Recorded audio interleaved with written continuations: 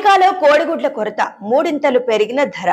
గత ఏడాది జనవరిలో $2.52 ఉండగా $7.34 పెరిగిన ధర. చాలా స్టోర్లలో లిమిటెడ్ స్టాక్, నో స్టాక్ బోర్డుల దర్శనం. బర్డ్ ఫ్లూ వ్యాప్తి నేపథ్యంలో గత డిసెంబర్లో 2.3 కోట్ల కోళ్లను వధించిన అమెరికాలో కోడిగుడ్ల కొరత తీవ్రంగా ఉండటంతో ధరలు ఆకాశానంటుతున్నాయి. ఈ ఏడాదిలో ఇప్పటి వరకు ధరలు 15% పెరిగాయని, రానున్న రోజుల్లో మరో 20% వరకు పెరిగే అవకాశం ఉందని నిపుణులు అంచనా వేస్తున్నారు. కోడిగుడ్ల కొరత కారణంగా చాలా స్టోర్లలో లిమిటెడ్ స్టాక్ బోర్డులు దర్శనమిస్తున్నాయి. కొన్ని స్టోర్లలో అయితే నో స్టాక్ బోర్డులు కూడా కనిపిస్తున్నాయి. కొనుగోలుదారులకు ఒక్కొక్కరికి 2 లేదా 3 కోడిగుడ్ల ట్రేలను మాత్రమే విక్రయిస్తున్నారు. అమెరికా వ్యవసాయ శాఖ గణాంకాల ప్రకారం బర్డ్ ఫ్లూ వ్యాప్తి కారణంగా గత ఏడాది డిసెంబర్ నెలలో సుమారు 2.3 కోట్ల కోళ్లను వధించారు.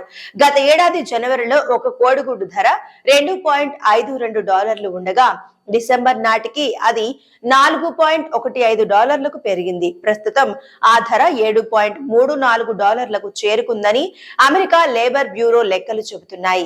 ఇదే పరిస్థితి కొనసాగితే భవిష్యత్తులో ధరలు మరింత పెరిగే అవకాశం ఉందని తెలుస్తోంది.